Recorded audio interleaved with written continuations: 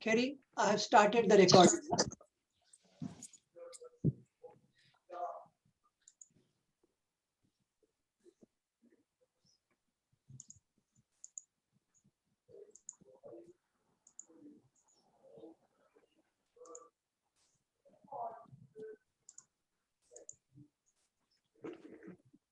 Okay, Kerry, can you hear me?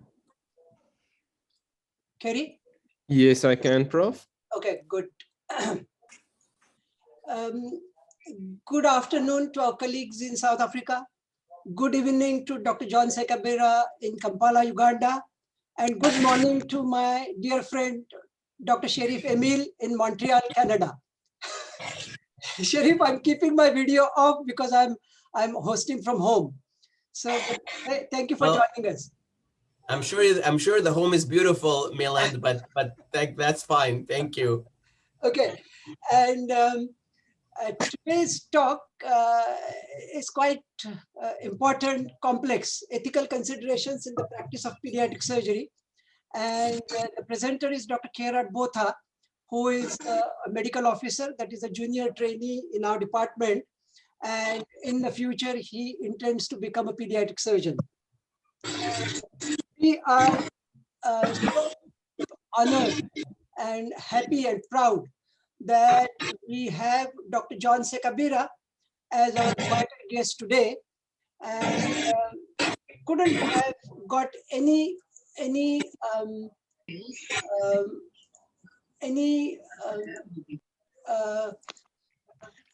guest better than John, because in 2015, John was one of the 3 pediatric surgeons in Uganda. And the population of Uganda is about 30 million or 40 million, if John may correct me. So at that time, there were about 20 million children in Uganda, and he was one of the 3 pediatric surgeons there. And he trained in Uganda, also in the UK, and he has got a very strong connection to our country because he trained for over 2 years with Professor Hadley and team in Durban in South Africa. John is a very humble man, what I've come to know of him.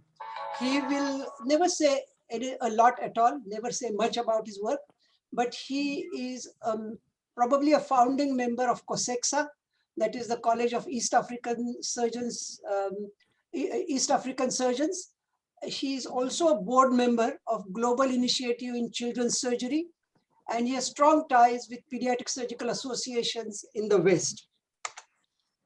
Sorry.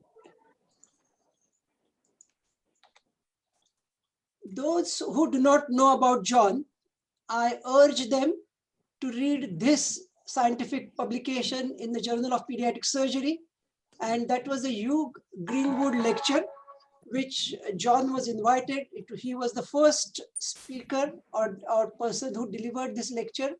And this describes John's remarkable and inspirational story from internship to becoming a pediatric surgeon in Uganda.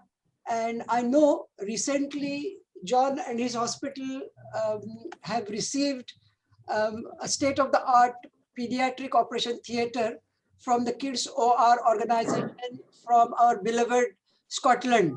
And so without much delay, I will invite now Dr. Botha to do his presentation. After that, we will invite Dr. Sekabira, and then we have stalwarts here who will give their opinions after Dr. John has finished his talk. So, Kerry, I'll stop sharing and you can start sharing.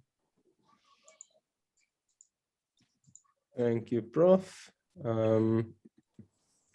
me just get that out of the way. There we go. Can you see my slide? Yeah, we can see it, and you can start now. Thank you. Welcome all. I will be talking about ethical considerations in the practice of pediatric surgery. We'll be especially focusing on resource-limited settings, looking at resource allocation, lack of Icu beds, and the implications for both patients and the healthcare workers. So let's start off with, what are ethics? Well, at its simplest, it's a system of moral principles and perceptions about what is right versus wrong. These principles affect how we make decisions and are concerned with what is good for individuals as well as society. Talking about resource allocation, this is aiming to do the most with what is available. This becomes a problem once demand exceeds supply, which is something we frequently experience. So how do we decide on who gets what? A few important considerations are that we need real-time information. We need to know what is available, as well as what is needed to allocate resources. We need to know what has the highest priority. A simple example being that when limited theatre time is available, an emergency procedure would certainly take preference over elective one. We also need to know the nature of the resource itself, as this can play a major role in distribution as well as how we go about solving problems. Is it something that we can easily purchase if the budget allows? Or is it something such as experienced senior clinicians that cannot just be bought as the need arises? So firstly, let me just mention that we work at two hospitals, Frey Hospital as well as Cecilia Makawani Hospital. They're located 25 kilometers apart in Eastern Cape. Sorry. What do we have talking about our resources? We are fortunate to have the expertise of 5 consultants, 3 registrars, as well as 5 medical officers, and a dedicated secretary in our department. Together, this team caters to OPD visits, ward rounds, surgical emergencies, and all the service provision and academic needs of our department. We are also very reliant on all of the nursing staff at both hospitals.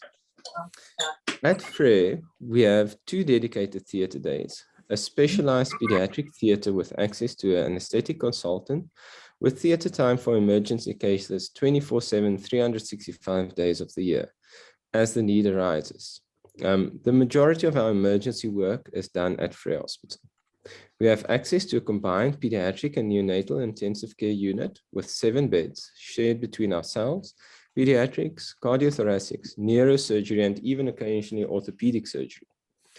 A general ward with only 6 beds in our cubicle, but we frequently overflow. Just recently, we've had 15 patients in the ward. And we have a single burns ward that is shared between adult male and female patients, as well as the children, where we have beds for 4 children at a time.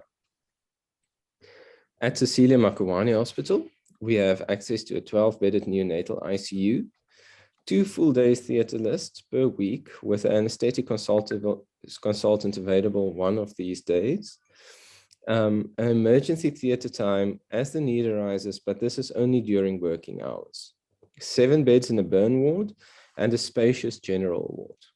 Most of the emergency conditions and acute conditions are treated at Frey Hospital as the patients get closer monitoring, and this is where we are after hours.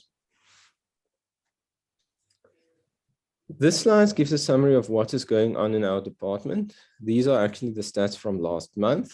Between the 2 hospitals, we attend to almost 300 OPD visits, more than 160 admissions to our general ward.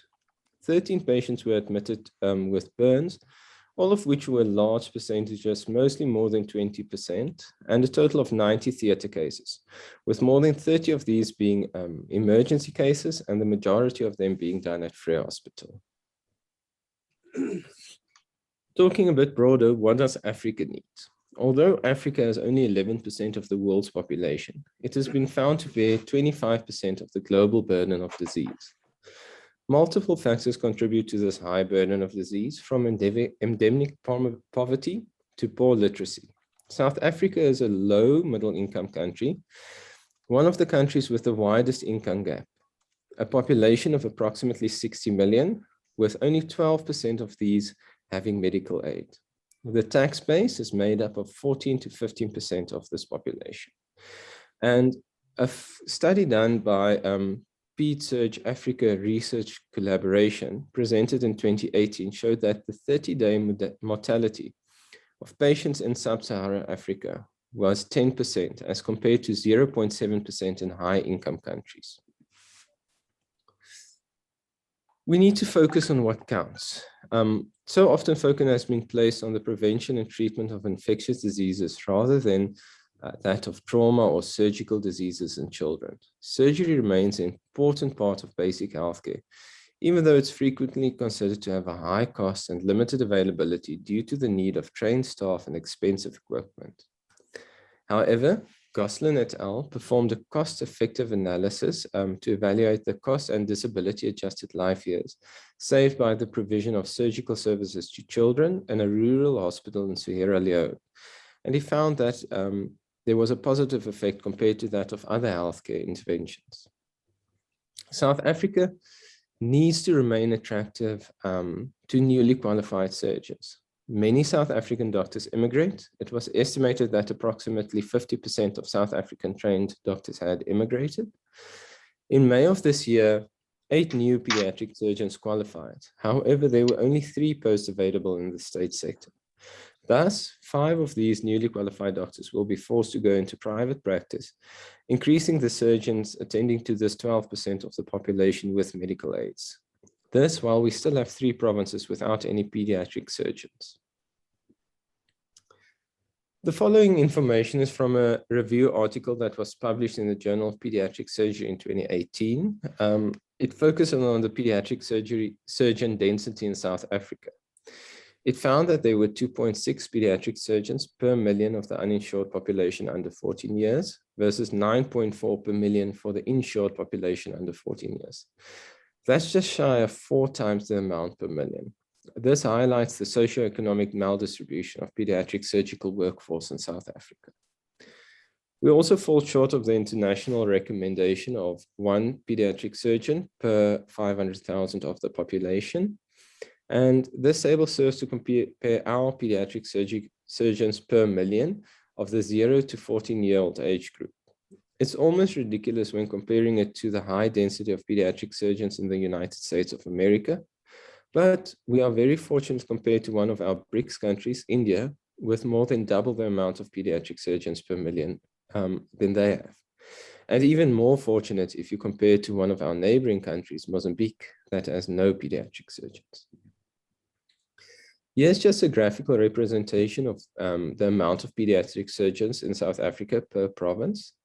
As you can see, we have quite a geographically limited distribution, with Gauteng having by far the majority of 15. KwaZulu-Natal, Western Cape, Eastern Cape, and Limpopo are all close to each other with 8 and 7. And then the Free State has 2, whereas Mpumalanga, Northwest, and Northern Cape do not have any at this time. This slide looks at the workforce distribution of pediatric surgeons in South Africa. It shows specialists, medical officers, and registrars. Medical officers and registrars work solely in the public sector. However, in 2018, it was noted that of the specialists, 40% worked in the public sector, 20% worked in the private sector, and 38% worked in both. This slide does give us some hope for the future. Looking at the high number of registrars and the high number of specialists, it's hopeful that the number of pediatric surgeons will be increasing. Next, moving on to our topic of lack of ICU beds. Now, ICU bed is unlike any other bed in the hospital. If your patient needs close monitoring, there's trained staff attending to them. It's one of the best places for a sick child to be before or after a major operation. But this ideal level of care cannot be offered in unlimited quantity. At Frey Hospital, as mentioned, we have 7 of these potentially life-saving spaces available. They are the only beds that can house ventilated patients as well as patients requiring inotropic support. We frequently must postpone theater cases while waiting for a bed to open up. And we are also very reliant on these beds and do not have any high care beds in either our general or burns wards. Let us discuss a case I had to deal with recently. One night when I was on duty, I received a call from one of our referral hospitals more than 100 kilometers away from Frey. There, at the hospital, there was a single medical officer in the emergency unit, trying to attend to the needs of a mother and 2 children involved in a shack fire. This hospital does not even have as much as a dialer flow to control the rate of intravenous fluid administration. Both children were reported to have sustained more than 50% flame burns, also involving their faces with potential inhalation injury. What was needed? Well, we needed 2 PICU beds for 2 patients who were likely shocked and potentially will need ventilation. But what was available? We only had 1 possible mover out of ICU to the ward. So just looking at the literature, the following information is from a retrospective cohort study that was done on patients younger than 10 years admitted to the Pediatric Burns ICU at Chris Hani Baragwanath Academic Hospital, all the way from January 2013 to December of 2017. It was done by one of the recently qualified pediatric surgeons. Chris Hani Baragwanath is a very fortunate institution in that they have a Pediatric Burns ICU, and this study showed the mortality of patients that were direct admissions versus those patients that were transferred in. As you can see, it was less than 20% in direct admissions to transfers more than about 50%. This table shows some information regarding the different types of admissions they had, different mechanisms of injury. We can see that flame burns were the second most common mode of injury, and that patients transferred in with flame burns had a very high mortality, 31%. So from this, we can know that patients with flame burns affecting more than 40% of the total body surface area were at a higher risk of mortality. So mechanism of injury, total body surface area, and type of emission all seem to play a role in prognosis. And in terms of these, all of our patients were at a worse prognosis. So my question to you tonight is, what would the ethical thing be to do? What would you have done in this situation? What could we have done? And then just to tell you what we did do in the end. So we tried our best with what was available at the time. The dilemma was whether the 2 children were salvageable in our setup or not. In our setup, burns more than 35 to 40% total body surface area are non-salvageable. These 2 patients were initially managed at the referral hospital, and all necessary advice was offered to the referring doctor. After exposure of the wounds the following day, we found that the burns, when calculated, were 32 and 23%, thus both salvageable. As soon as we had 1 bed open up, we had transferred the child with 23%, who we elected because they had a better chance of survival, and continued management at Frere Hospital. As far as I was knowing before going on leave, we were trying to get the other sibling transferred as well. So what are the implications of this for our patients? Implications can vary greatly. A delay in elective surgery can be quite the inconvenience, but for a patient needing an emergency procedure, delay can be the difference between life and death. We need to prioritize who gets treated next. For our parents, they tend to understand when smaller children or emergencies need to be operated before elective cases. However, during this time, many of our elective cases have been postponed. Parents do get frustrated with this. However, we do our best to do open explanations, telling them the reasons why. This does help our doctor-patient relationship. Even though they may not be happy, at least they understand. What are the implications for us? Well, healthcare workers can find themselves feeling guilty for something they do not always have control over. In such a case as the last bed dilemma, all of us would do our best to save both patients. But when unable to do so, feelings of guilt would be common. Whatever we choose, we will be doing something wrong, it feels like. And this is a genuine moral dilemma. We get frustrated by the limitations of the resources at our disposal. We get angry for the situations we are in. And then after this, we get sad. So in conclusion, Africa is a young continent with 50% of people being young. One of the poorest in resource allocation for healthcare. We have critical shortages of both human and consumable resources. And surgery is getting neglected, and pediatric surgery even more so, being the orphan child of surgery.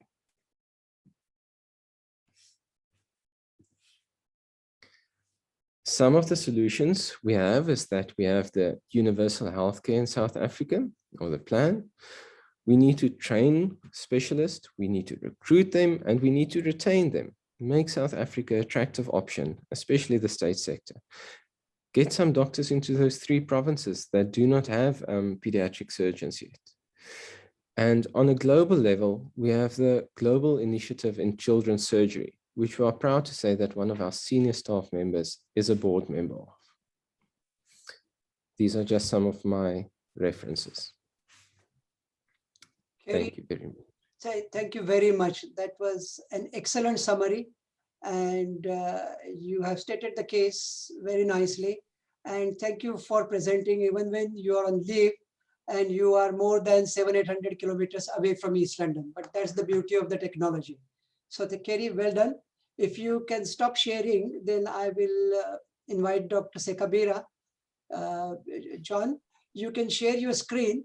And while John is trying to share his screen, how things are relative, that I sort of had to do introspection when I read John's story, and John will tell his story himself, that we in South Africa, we always keep complaining and that we have limited resources.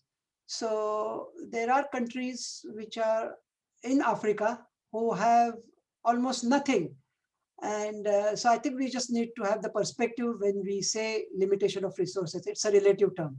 So John, please go ahead. Welcome again.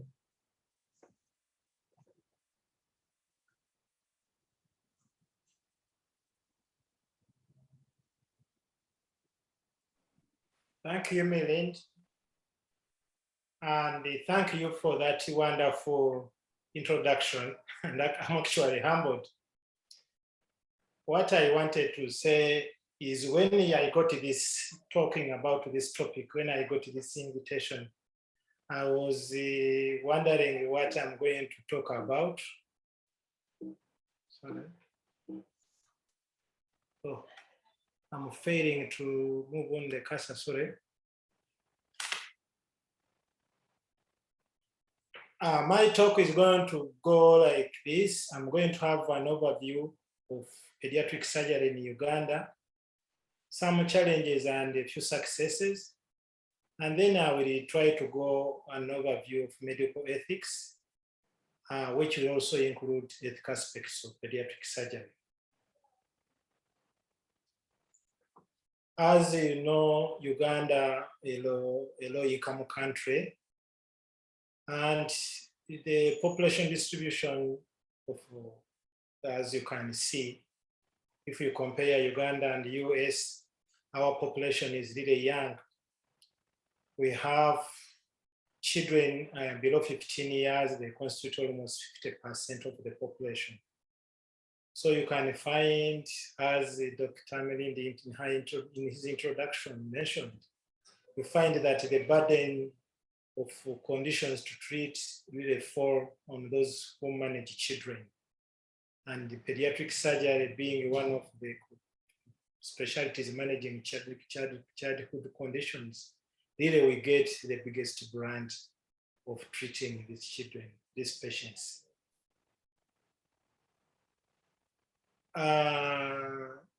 As you can see from that picture, Uganda children below 14 years, the children below 14 years constitute 20 million. And currently we have 6 pediatric surgeons. So if you consider the US standards, that is the APSA standard, which was passed some time back, which recommends one pediatric surgeon for every 100,000 children, then we would need 200 pediatric surgeons at this moment. So it means we have a deficit of 194. And that is a similar scenario when you consider other African countries. And if you can see, USA has a population of children below 14 years, which is 61 million. And how many pediatric surgeons do they have? 1,250. So they need 610. So they have a surplus. And when you talk about ethics of equity, I think we should be blaming the United States because they should be distributing these pediatric surgeons to other countries in need. And I think the similar scenario plays when you consider other developed countries. They probably have an excess of pediatric surgeons. Not until recently, when we started this program of training pediatric surgeons, on the picture on the right, you can see graduates of pediatric surgeons. As you mentioned, not until recently, Mozambique did not have a single pediatric surgeon.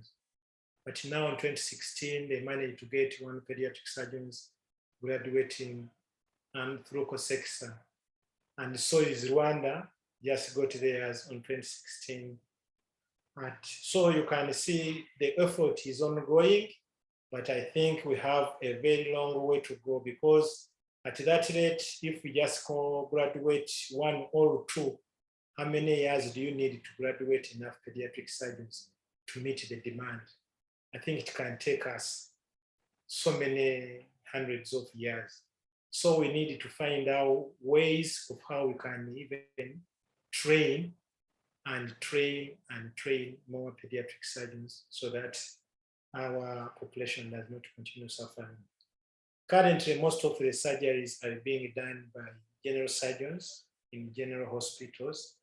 And as you can imagine, sometimes the outcome is not good, as I'm going to show you in the subsequent pictures.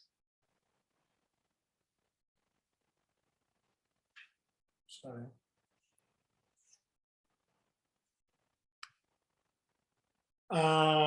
In that picture, you can see the trainees in pediatric surgery. Some have now since qualified, but this is an ongoing program, some of them who are not training. And we have a big number of collaborators sparse all over the world who have been helping us in this training program. Some are in the US, some in Canada. And so these have been this picture is not exhaustive. We have so many who have not been included in this picture, but thanks to these ladies and gentlemen, we have managed to start a training program, which has managed to scale up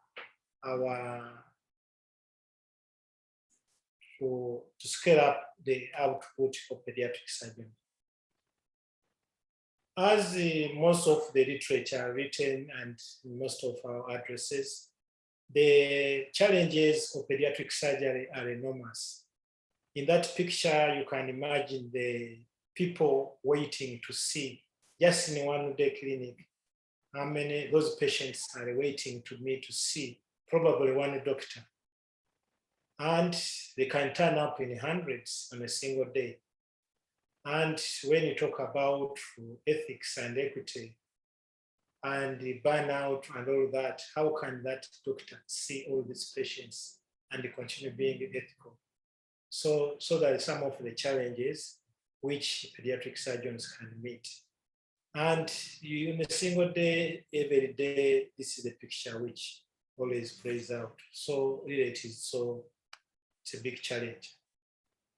So another picture, another scenario which comes out is lack of resources and poor infrastructure. So some of the challenges we face, not until recently, before the coming of Kids OR and the renovations of Mulago just a few years ago, this used to be the picture in we call it like a nursery, where our babies used to be nursed. In the picture, you can see how they are being clamped together in small cots. I don't know whether you can see my cursor. And then the tubing to supply oxygen, connecting the Y connections between the tubing so they could deliver oxygen. And this picture, you could see fluids being titrated in syringes because we didn't have infusion pumps. So thereby you could give children fluids so that you can get treatment. And this was tiring, and this could be done by one nurse who would be wading through a population of like 50 babies in nursery. So you can imagine what kind of quality of care would that be. And another lack of infrastructure. This picture illustrates the warming you could have instead of a baby losing temperature. I think you can see here, if you can see my cursor, this was like a electric warmer, which was connected to electricity. And then a baby is wrapped in cotton so that it can preserve the heat. And this was like the way so that we keep warm for surgical babies. And this used to be the picture. And you can see the warm gloves scenario. We used to put water in warm gloves. Before you can start on surgery, you put it on a warmer, and then you put the under the beddings, the sheets, so that you could warm the baby and so that they go through the surgery. And so that by the time you finish, these babies are not hypothermic, and the consequences of hypothermia can be devastating. The issue of anesthesia has also been trying to anesthesia because, as you can imagine, you can't do safe surgery without having safe anesthesia. It also embarked on a program to stimulate young doctors to start training as pediatric anesthesiologists. So far, we have 2 ladies who are already okay, 3 who have already, and a gentleman, doctor, who have already finished training in pediatric surgery, other pediatric anesthesiology. This has been done in collaboration with the universities, one of them training in Cape Town, another one in University of British Columbia, and the others are also training and is ongoing so that we can also improve the safety of our children during surgery. This picture I took to show some rural hospital whereby some of the children are being operated. This is one of the regional hospitals. You can see the infrastructure of the hospitals. These hospitals were building in the 1950s probably, and probably they have nothing to show that you can safely treat a child safely and they survive. And here in this picture, you could see the congestion in the ward. And so really such pictures are still going on. In the previous slide, I talked about complications which can take place which can ensue when those children are being treated by general surgeons. We can't avoid it because most of the children are being treated by our colleagues, general surgeons. But as you can imagine, this is like a stenosed colostomy, which was placed probably first France. And after that, then they have to come to us, and then we have to revisit and do all this corrective surgery. Then improperly placed colostomy. We get a lot of colostomy prolapses. And you can imagine after opening up, you can see a child who delayed presentations and have this, rather a child after like this stoma, you open up and you find this bowel which is like a cataya, and you have to decide what you are going to do, whether to resect this bowel because probably it will never function or not. Some of this, like you can get 18-year-old who come with colostomies and you have a waistband because of the rags they use to tie the colostomy. And this one is like an unknown operation which child presents with the colostomy and has incisions all over the place and on the abdomen. and you wonder what your next steps are going to be. So such children are very many. Another big challenge is late presentation. And these children, because of lack of appropriate care, the children come like this one with cash franks, presents at 9 years. So you have to find a way of treating these children. And this one, the child has never gone to school and comes to you and you're supposed to make decisions how you are going to treat them. These are some of the late presenters. The child comes with cash franks and you have to deal with it. Some of them you are supposed to throw part of the bowel, the colony, in the bucket, because even if you replace a colostomy, such colony will never come back to a normal size so that it can function properly. We have challenges of some of the conditions we get, especially in managing the neonates.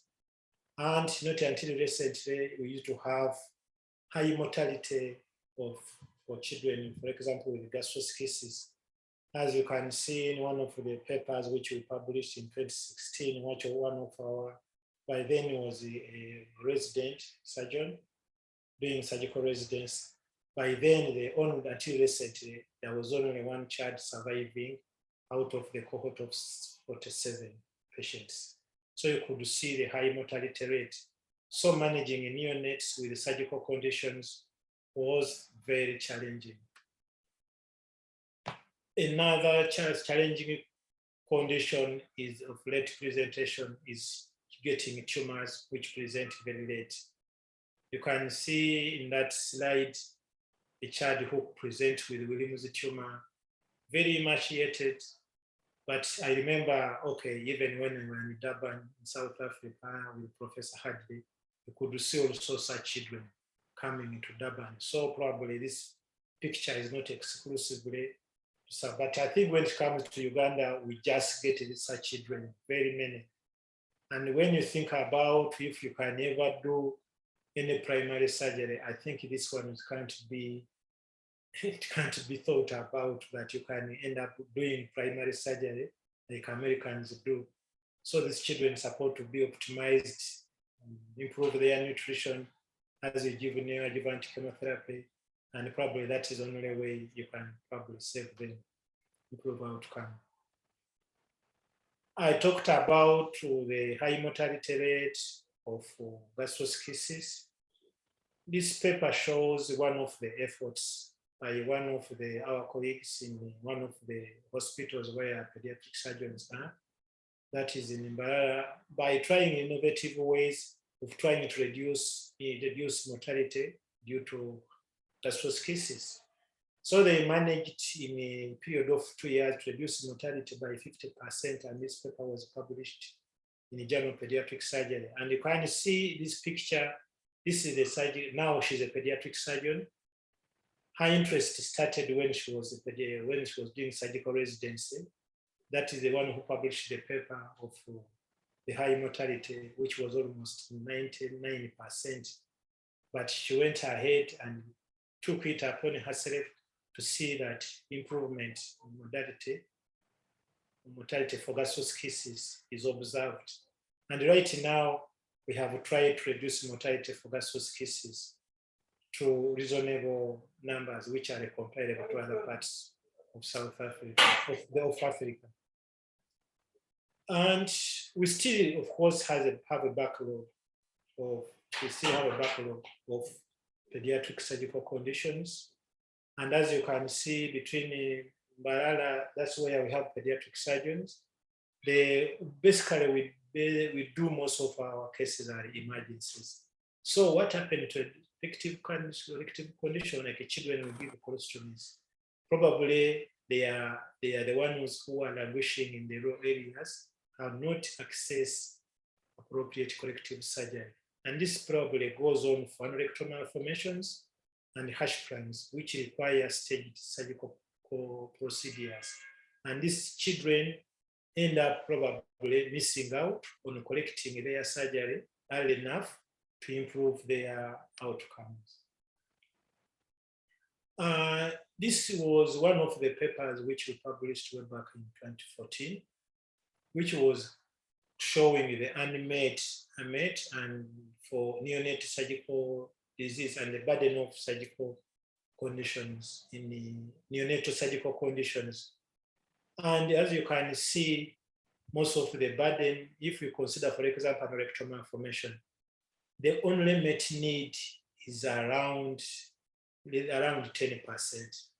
So the unmet need constitutes, if you consider DALYs, constitutes the biggest percentage of the DALYs, and only unmetable need is just so, and this plays out even for hash plans.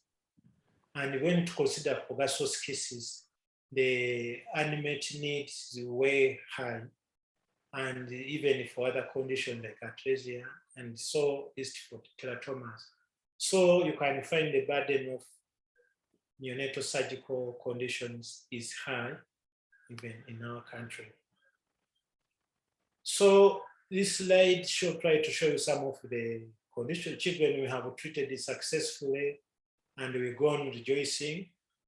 And as you can stated there, that takes the 2 years more for an individual to improvise so that these children can survive. Some of the children who are survivors come back, and we try to rejoice with their parents, and this keeps us probably our moods and keeps our spirits high. For example, not long ago you could hardly see children with tracheoesophageal fistula surviving, but they have started coming back in the clinics, and when you review them, you have to take pictures so that you celebrate as a team. And even child mothers with gaseous cases come back, and we consider it as really a small success. And some of the children come back and they have already started going to school. So those are the few success stories we are having in our children, in our practice. And with the collaboration, we don't forget research work. We have continued publishing in some of its high impact journals.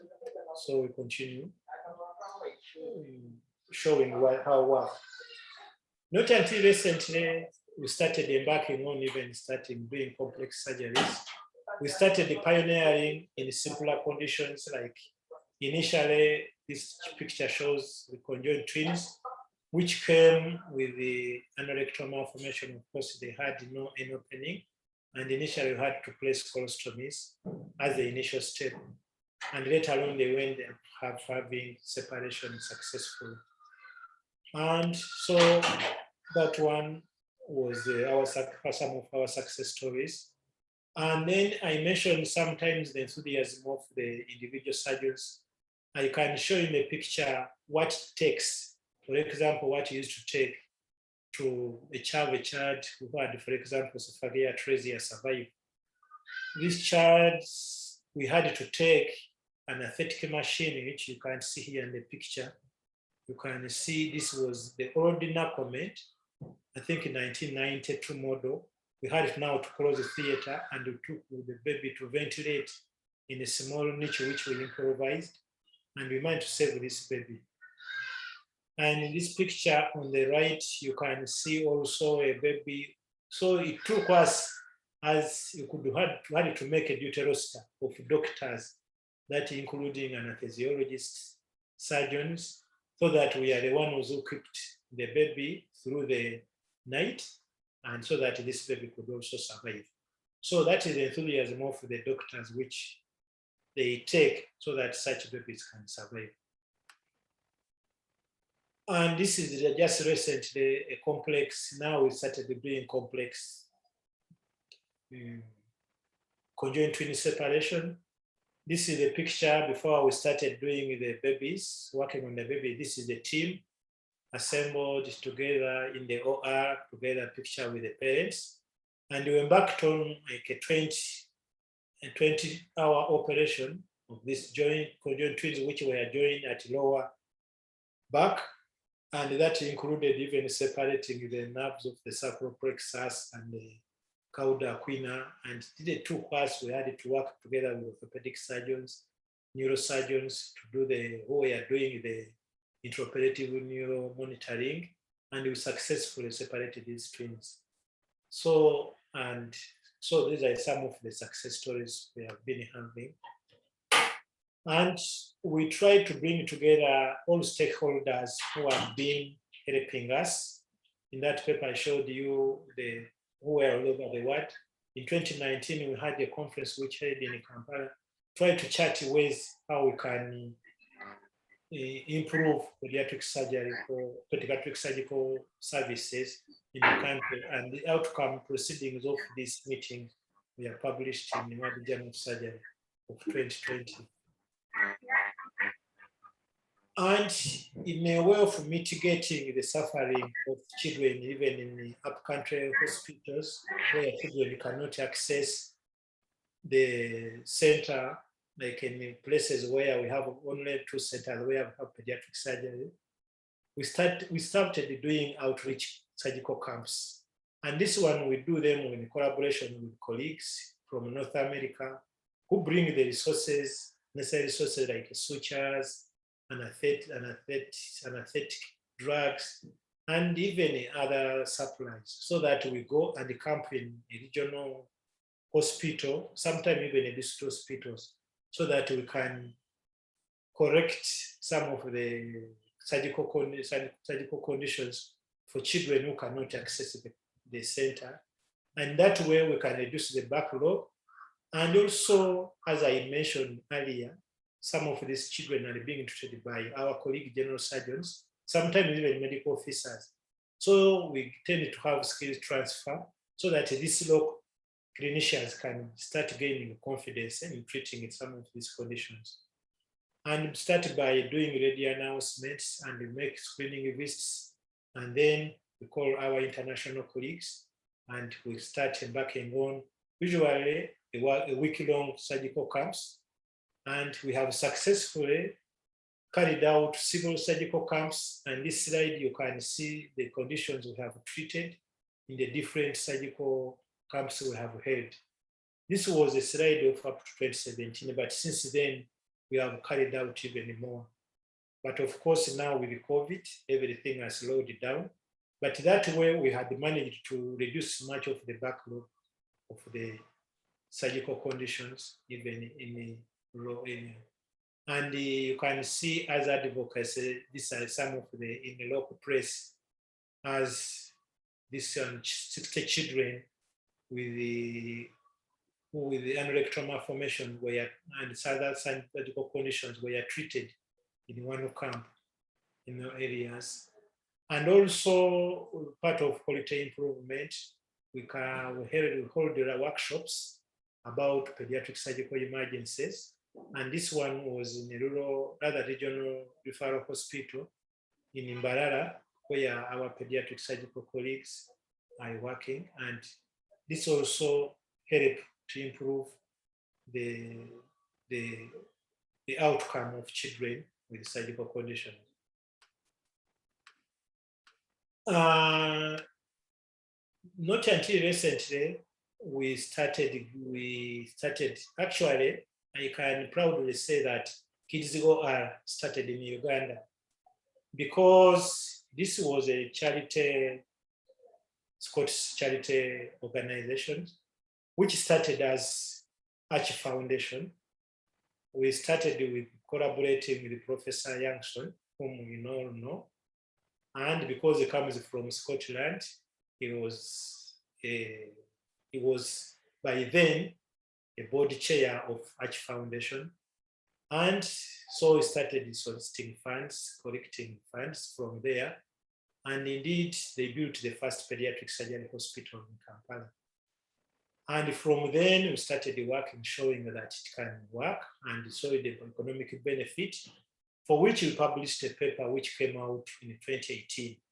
And this has been having a very big impact, which showed that investing $1 in children's services can improve the survival and save that's the disability adjusted life years averted by, for example, just investing $1, another $60. And this has been having a very big impact. And from then, Kids OR was born. because David Cunningham was first the CEO of Arch Foundation, and because then it metamorphosed to Arch, the Kids OR. And of course, we are the first beneficiary of the Arch for other Kids OR, and they built the first theaters, the first two theaters, one in Imbarara and another in Kampala. But as I talk now, they have refurbished the 3 theater suites in Mulago National Referral Hospitals.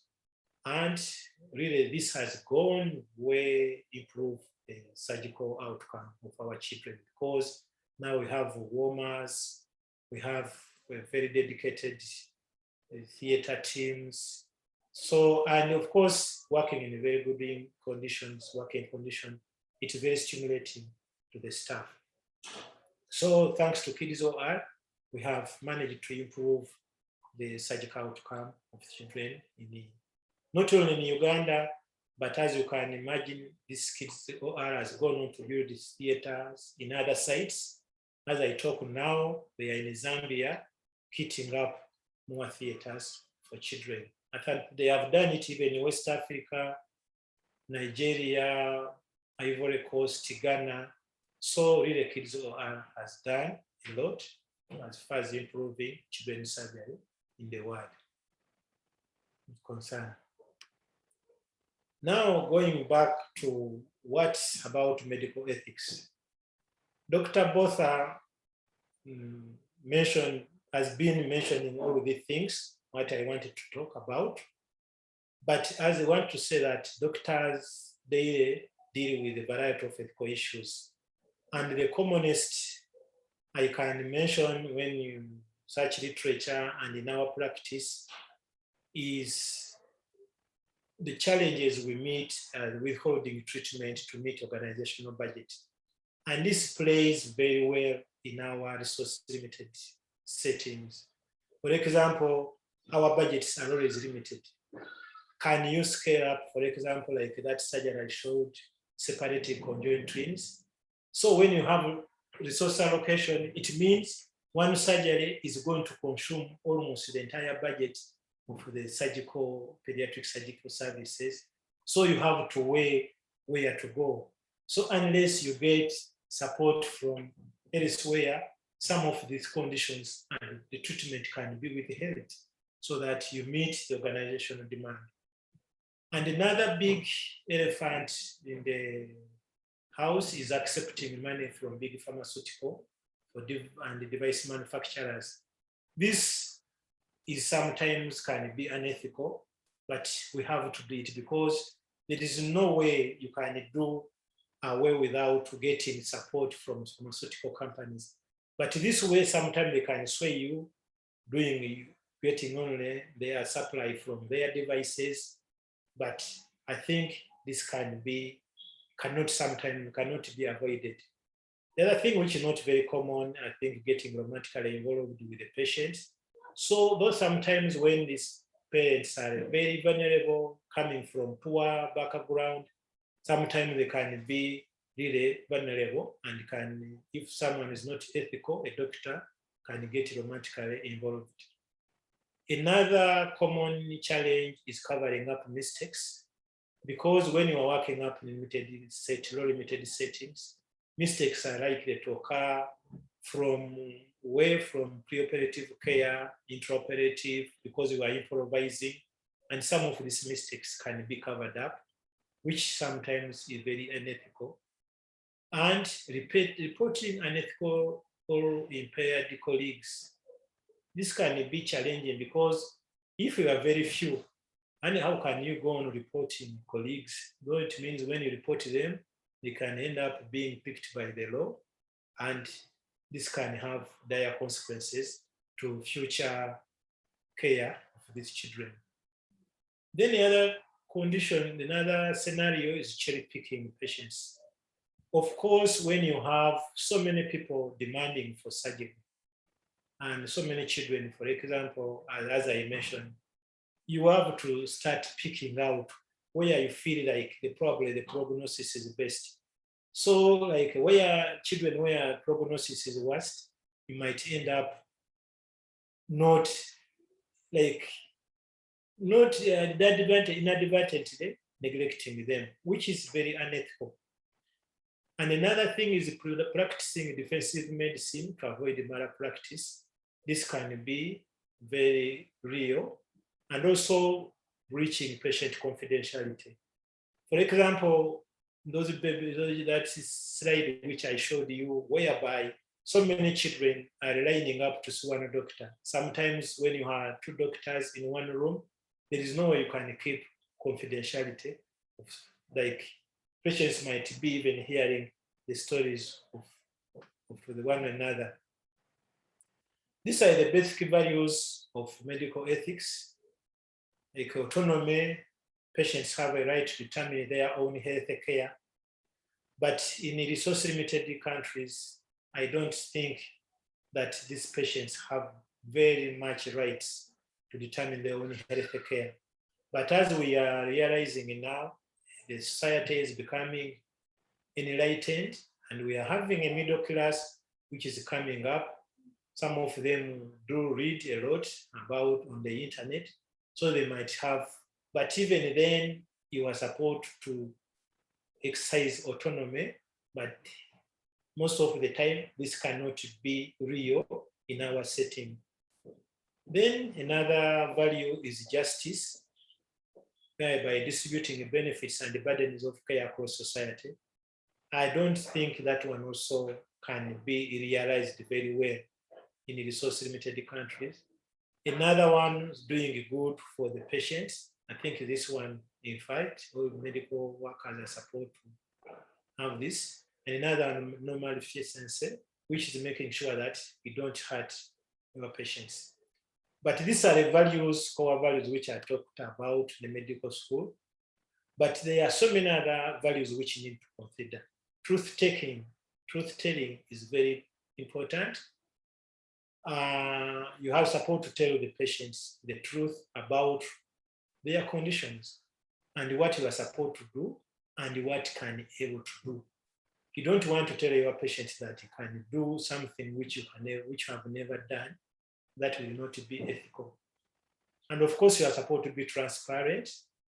And the most important thing, you are supposed to show respect for the patients and the families. I mentioned earlier that it was the previous slides that some of these patients are coming from poor families, but that does not stop you from respecting even the core values of this patient, the interest of these patients, and even their values. For example, they can have religious values, they can have beliefs. You are supposed to be respecting all these aspects. Most of the times, ethics can be seen to be very prescriptive and telling you what you cannot do and what you can do. But if you practice ethics properly, it can be freeing, and it can make you affirm you that you are doing the right thing when you go through the proper ethical thought process.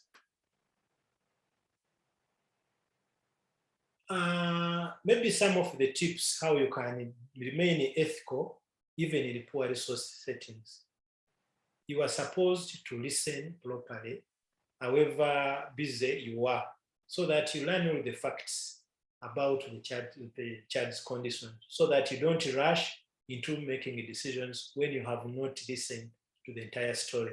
And this listening, and you are supposed to gather all what happens around, because, for example, like treating anorectal malformations, you are supposed to know all the circumstances surrounding the family, everything, because that's the only way you can successfully treat these children.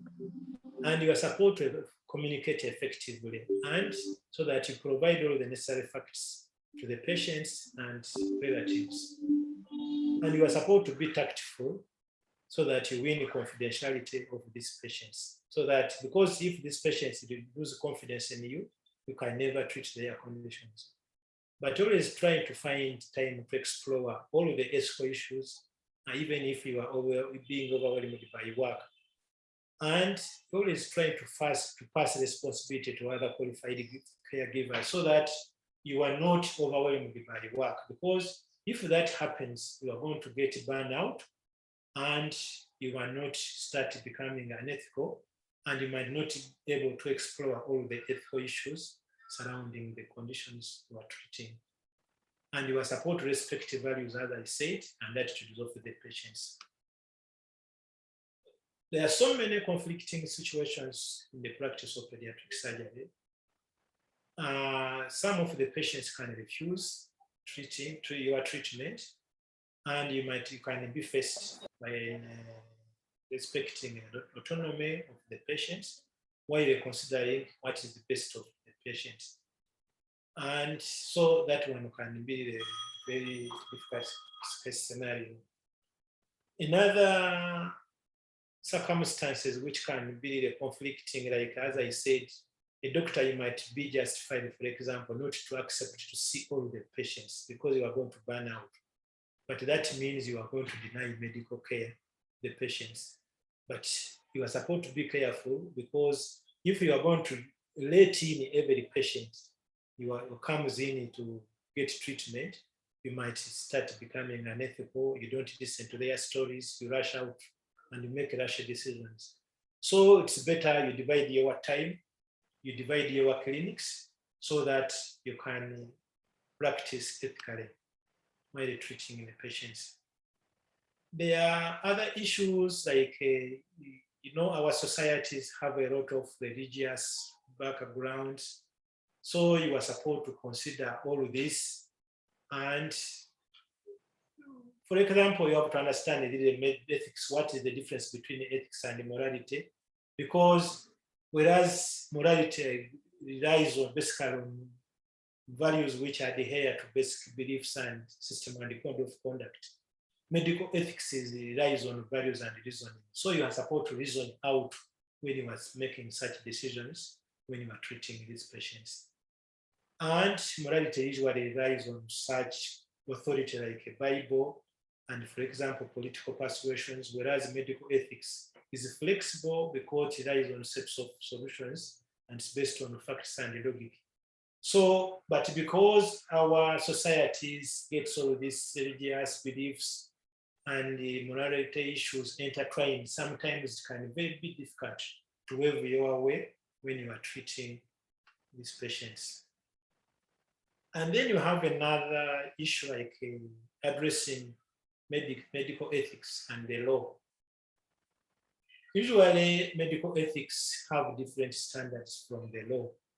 And the law always is created by legislators and may not share the same values and reasoning as for ethics for physicians. And this, for example, I can give an example when, if, for example, a doctor decides to treat a deep premature, whereas they can say that by the law demands that you're supposed to treat everyone, but a doctor can think that this deep premature cannot probably make it. And so you are supposed to find a way between the law and the ethics. But I think the ethics should take precedence over the law so that you can practice ethically. Thank you for listening. I welcome your comments. Thank you.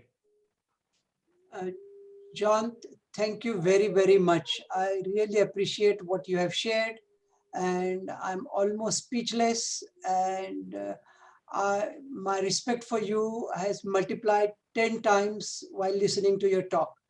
What you have shown us is actually the way forward for us, because the amount of research output you have shown, and you're not talking anecdotally. You have proven most of the things, what you preach, what you advise, you have proven it by scientific research.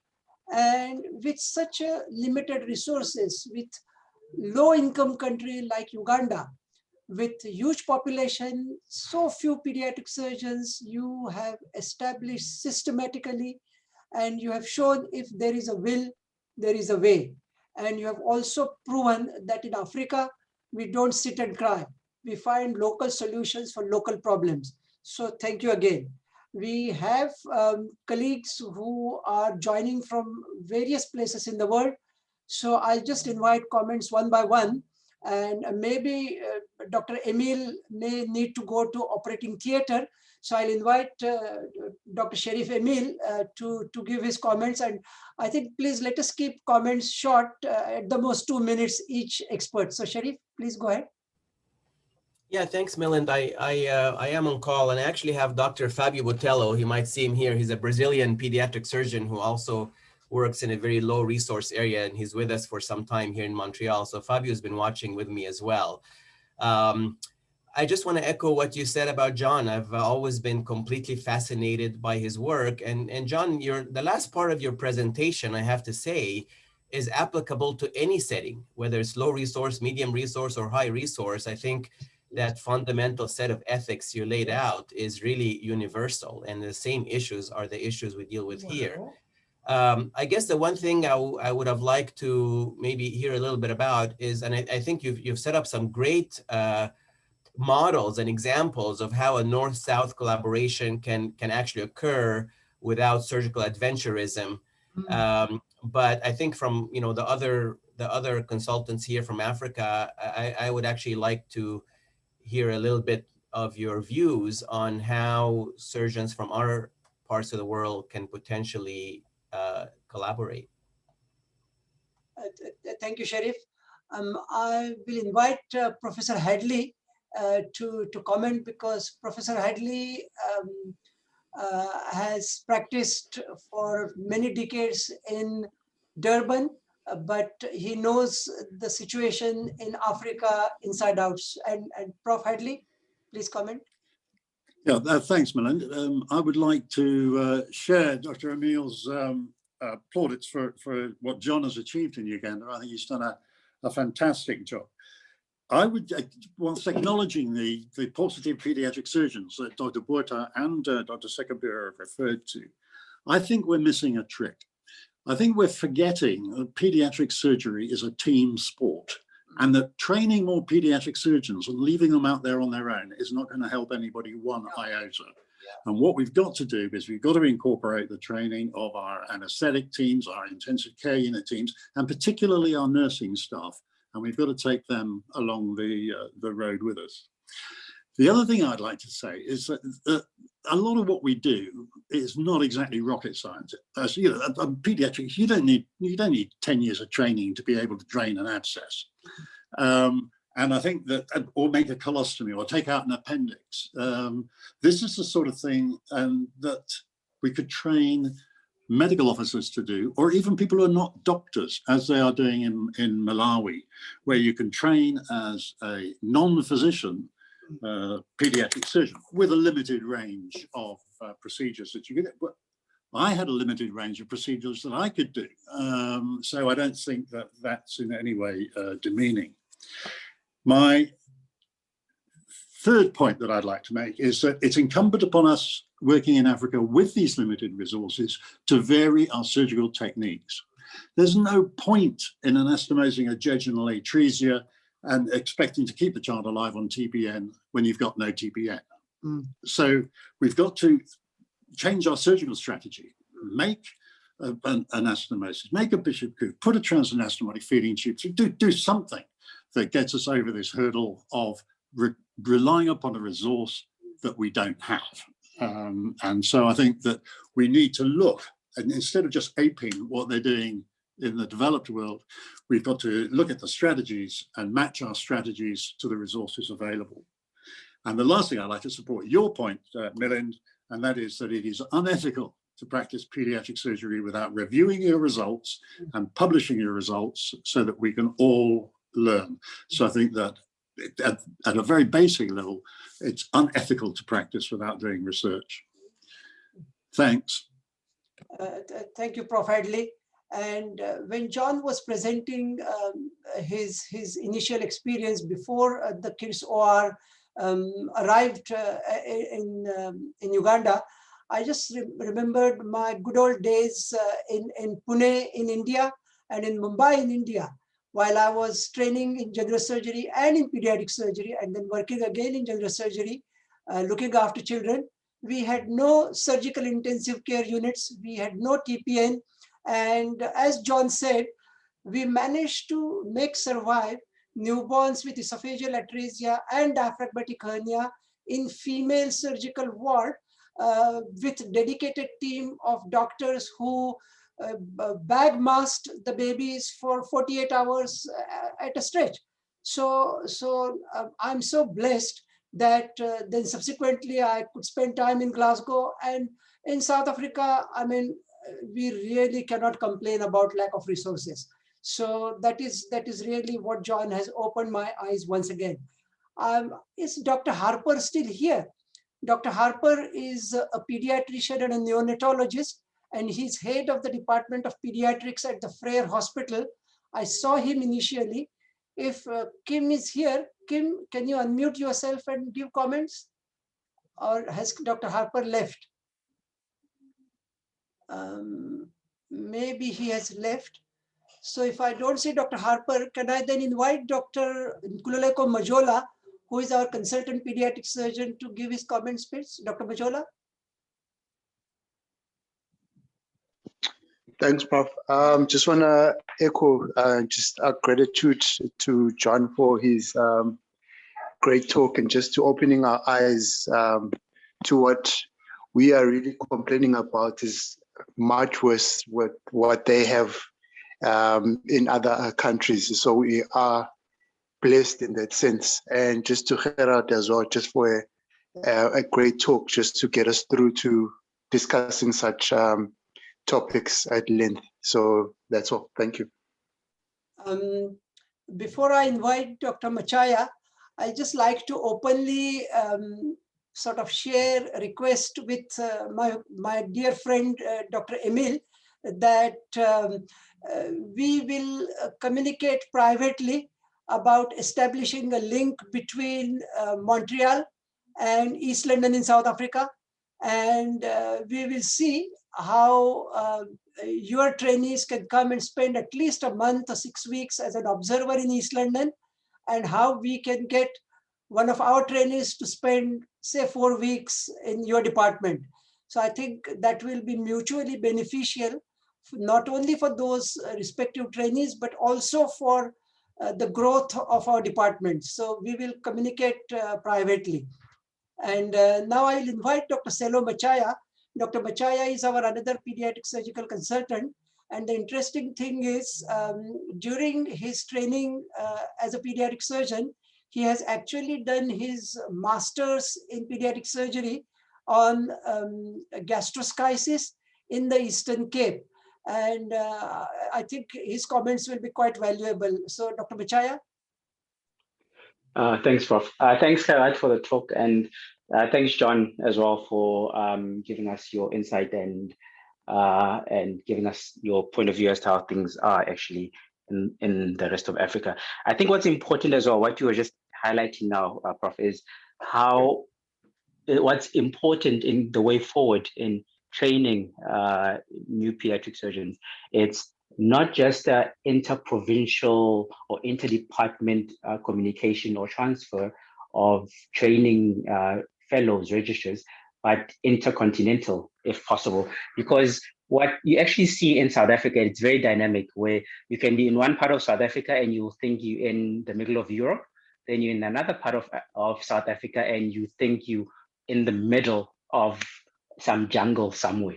So it shows how diverse even in a country is, and how I'm a firm supporter of actually allowing trainees to actually experience training in other facilities, not only just to gain experience from that specific facility, but also to see how other parts of the country are functioning, and ultimately how the rest of the world is functioning, because you can't live in your own little bubble and believe that how you are functioning is how the rest of the country or how the rest of the world is. You need to actually be out there and see what's actually happening. So these kind of collaborations actually improve pediatric surgery. They spark interest, not necessarily in the individuals in pediatric surgery, but on the other people around them who actually they interact with, to see passion and to see dedication that one person has. And as Prof. Hadi was saying, that it requires a lot of work. It's not just one pediatric surgeon placed in the middle of nowhere who will all of a sudden bring change. Lots of elements have to come into play, lots of ingredients to make the cake called a good functioning pediatric surgery. But ultimately, let me just last words. I think it's Voltaire, might be mistaken. He said, the perfect is the enemy of good. And that phrase or saying stems very well because we try to be perfect, try to give the best to every patient, which we should. But when we are in resource limited areas, you find that, as John was saying, you can literally exhaust the fund of the whole department on one child. And when we're in pediatric surgery, like in our setting where we are not the only ones who are catered to in ICU, if our child is in ICU and is found to have a poor prognosis, they are already blocking a bed for 10 other pediatric patients with croup or upper airway obstruction or whatever pathology it is, from entry into the ICU and getting a short period of intensive care and having a good outcome. So it's one of these things where you have to kind of weigh, not necessarily that you are already putting the patient on a bad note and saying you are a non-starter, we're not going to do anything, but weigh your options. If you have 10 beds, ICU ventilated beds, and you have 20 patients that all need the bed, you have to literally look at the prognosis, look at the outcome of each patient, and be able to cater to all of them. If we had 20 beds for these 20 patients, fair enough, everyone gets a bed.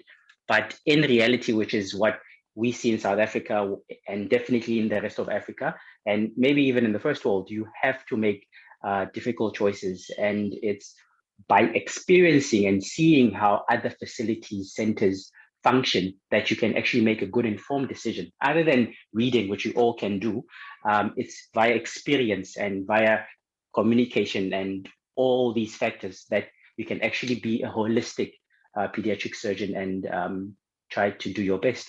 Yeah, that's all, Prof. Thanks. Thank you, Selo. Very, very wise words, that our country is such a mix, which is very interesting mix of yeah, you correctly said Europe and middle of nowhere. But I'm actually encouraging one of our trainees in the future, when that trainee completes, to if possible go to one of those 3 provinces where there is no pediatric surgeon. So we're trying our best. So before, I think it's time to conclude the meeting. John, please unmute yourself and final words from you. And John, before you say your final words, I give you an open invitation to visit East London in South Africa. When the COVID nonsense is over, we can privately communicate, and we would love to have you for at least a couple of days in East London. So let's talk maybe 2022, 2023. So John, final word from you. Thank you, Dr. Milin. Thank you for allowing for this opportunity to present at this meeting. Maybe what I can reiterate is that ethical decisions can never be avoided. Whenever doctors or surgeons or like pediatric surgeons make any clinical decisions, we are invariably or inadvertently making unethical decisions. So in all our practice, there is always medical ethics. Thank you, and thank you for listening to me. Thank you, John. Thank you very much. And thank you to all the attendees for their contribution. The meeting is recorded, so I will post the link to the Google Drive in about half an hour to 45 minutes. The next week's meeting will be open only to the staff of our department. And so we will meet the rest of the attendees and delegates in 2 weeks' time on a Tuesday evening. Thank you all. Have a good evening, good morning, wherever you are. Good night. John, thank you. See you. Good night, Milin. Thank Bye-bye. you. Bye. Bye-bye.